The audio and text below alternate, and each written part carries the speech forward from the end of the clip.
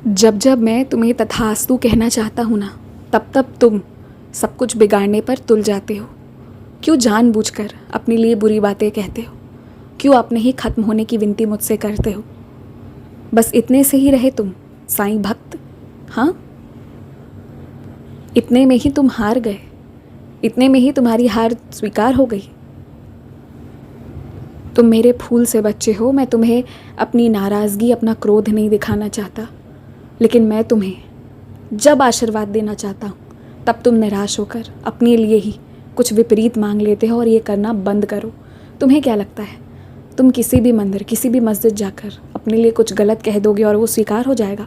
कभी नहीं। मैं जानता हूँ कि तुम परेशान हो और कभी कभी लड़ते लड़ते थक जाते हो, तो बस अपनी समाप्ति की कामना करते हो।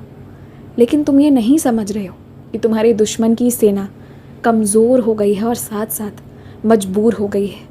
पहले वो जानबूझकर तुम्हारे साथ गलत करते थे और अब ये उनकी मजबूरी बन गई है और यही उनके हार का कारण बन रहा है। तुम देखो, दशहरा तक इंतज़ार करो और देखना कैसे सब बदलेगा। मैंने तुमसे इंतज़ार करवाया, तुमने इंतज़ार भी किया, पर अब जब मैंने तुमसे थोड़ा सा और वक्त कहा कि रुक जाओ, तो अब तुम डगमगा रहे हो। ऐसे नहीं चलेगा। जब तक ये न्याय हो रहा है तब तक मैं तुम्हें बहुत शक्ति दे रहा हूँ। मेरी शक्ति तुम्हारे साथ हमेशा मौजूद रहेगी। हर परिस्थिति में तुम मेरा नाम पुकारोगे और तुम्हारा रास्ता खुलता चला जाएगा। मैं ये जानता हूँ कि तुम दान धर्म में बहुत विश्वास रखते थे और आज भी तुम विश्वास रखते हो, लेकिन धोखा, छल कपट के मारे हुए अब तुम्हारा इन सब से विश्वास डगमगाने भी लगा है।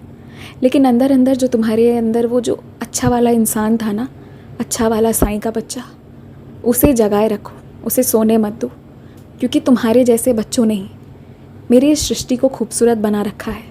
वरना आज मेरे बहुत से बच्चे गलत रास्ते पर भटक गए हैं और अब गलती में भी इतने आगे बढ़ चुके हैं कि ये उनकी मजबूरी बन गई है। लेकिन उनकी बातें छोड़ो, पर तुम तो इस सृष्टि को खूबसूरत बनाने, सबके चेहरे पर मुस्कान के लिए भेजे गए हो।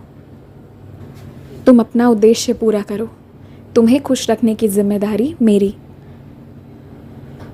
और सुनो, किसी को खाना देते हो, किसी को पैसे देते हो, जो करते हो बहुत अच्छा करते हो, पर कभी भी अगर मन में कोई शक आए, अगर मन ना माने, तो वहाँ से पीछे भी हट जाओ।